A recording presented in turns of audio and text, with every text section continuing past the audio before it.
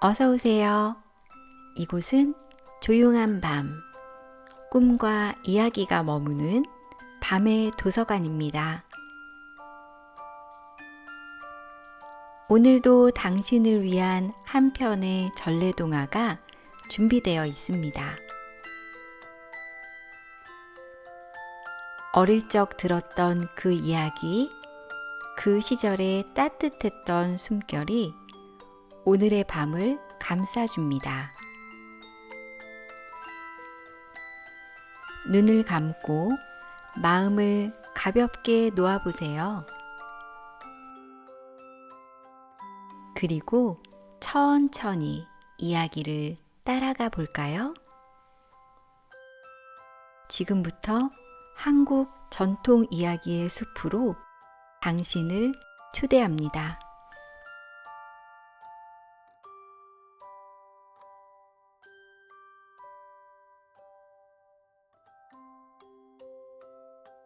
줄지 않는 쌀괴짝. 어느 마을에 며느리와 시아버지가 함께 살고 있었어요. 단 두 식구였지만 몹시 가난했어요. 그래서 며느리는 남의 집에 가서 일을 해주고 먹을 것을 얻어오곤 했어요. 아주 힘들게 살면서도 며느리는 시아버지를 잘 모셨지요. 아버님, 이웃 마을에 일 다녀오겠습니다. 오냐, 네가 고생이 많구나. 그런 말씀 마세요. 아버님, 저는 아버님께서 오래오래 건강하게 사시는 게 소원인걸요.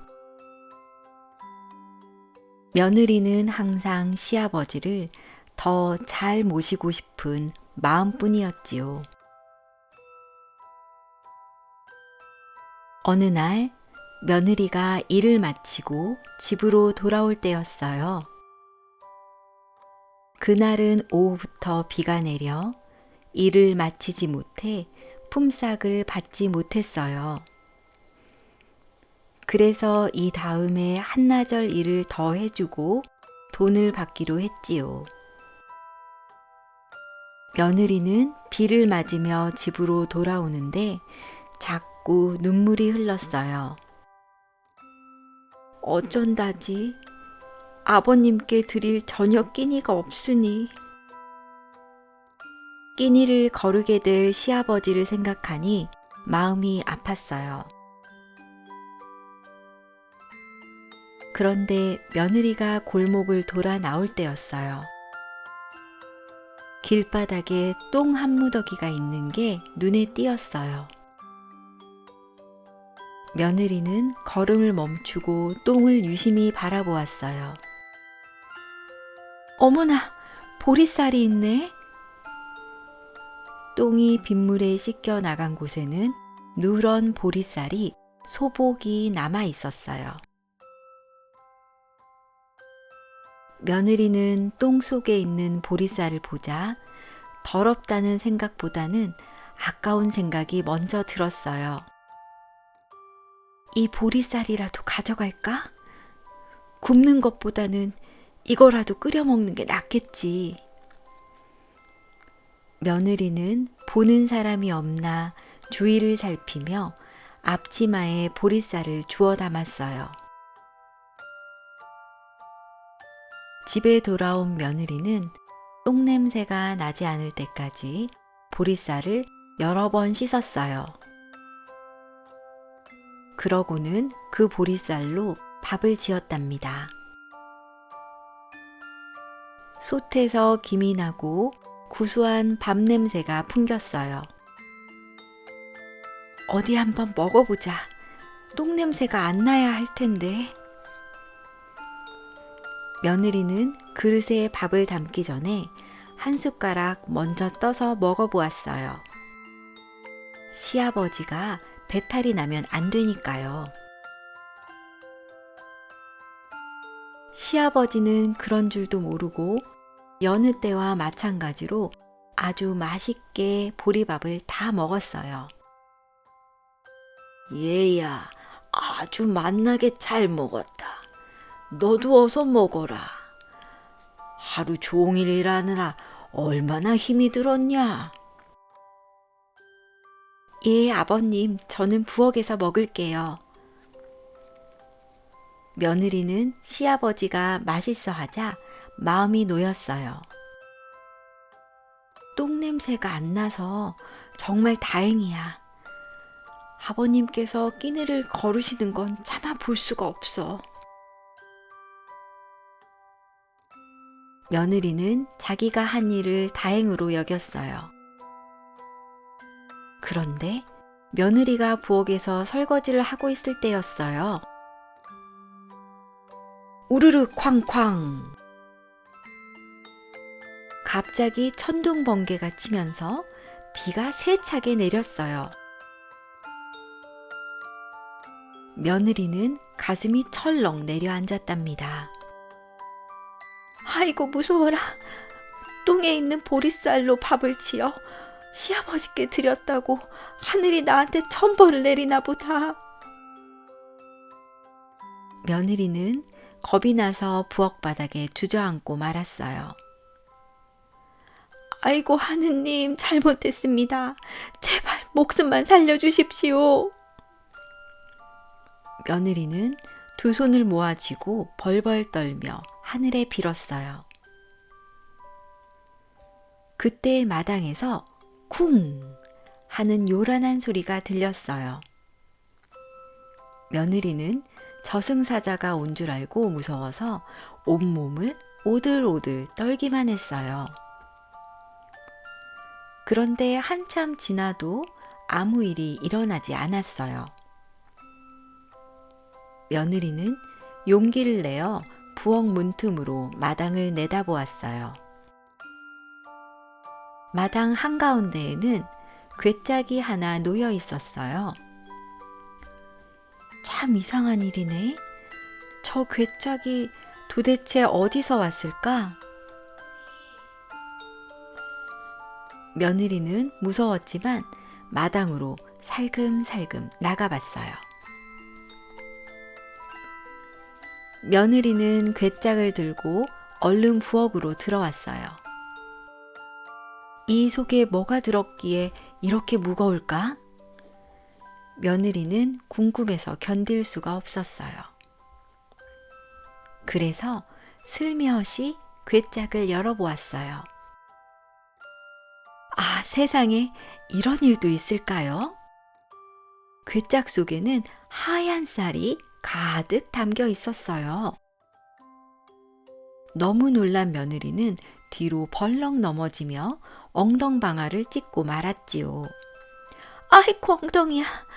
아픈 걸 보니 내가 꿈을 꾸는 건 아닌가 봐. 세상에 이게 다 쌀이야, 쌀. 며느리는 기뻐서 덩실덩실 춤을 추었어요. 이제 끼니 걱정은 안 해도 되겠구나.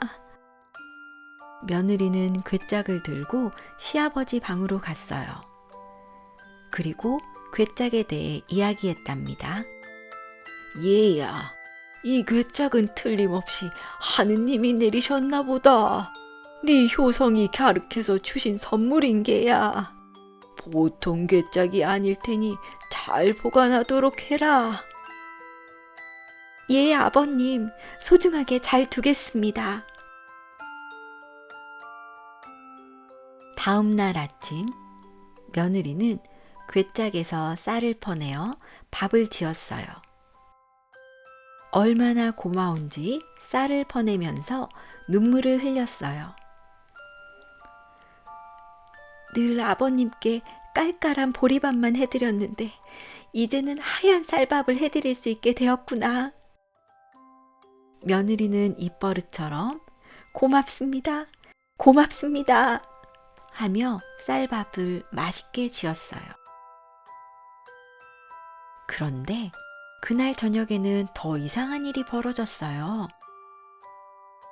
아침에 분명히 괴짝에서 쌀을 퍼냈는데 저녁밥을 지으려고 괴짝을 열어보니 쌀이 처음처럼 수북히 쌓여 있었던 거예요.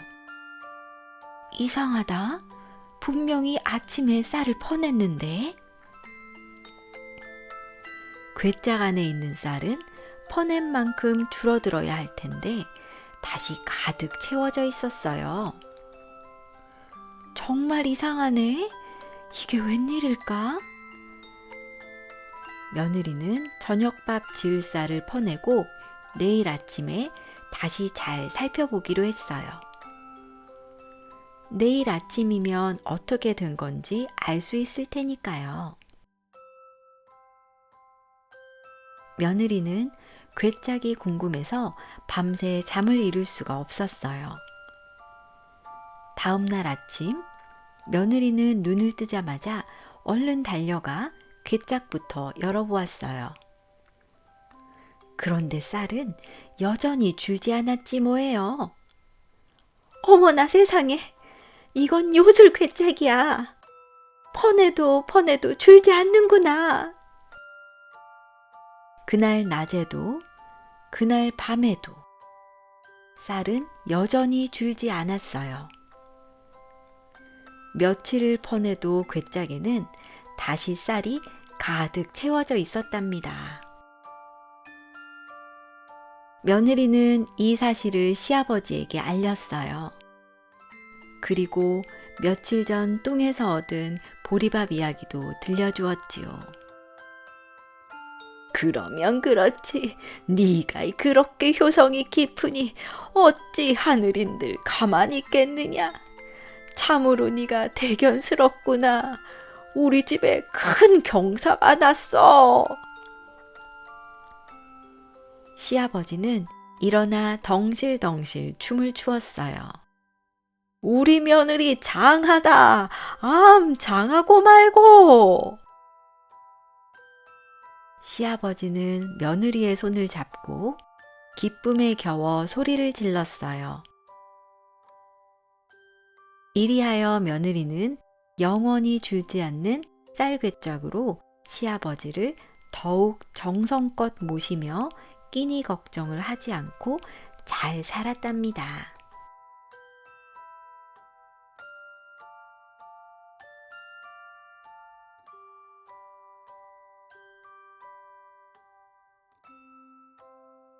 이야기는 여기까지입니다.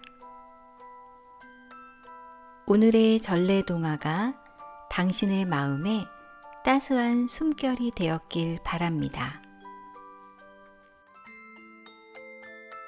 이제 편안히 잠드셔도 괜찮습니다. 당신의 꿈속에서도 오늘의 이야기처럼 고운 장면들이 이어지기를 바랍니다. 밤의 도서관은 언제나 이 자리에서 조용한 밤 당신의 곁을 지켜드릴게요. 좋은 꿈 꾸세요. 고요한 밤 잘 자요.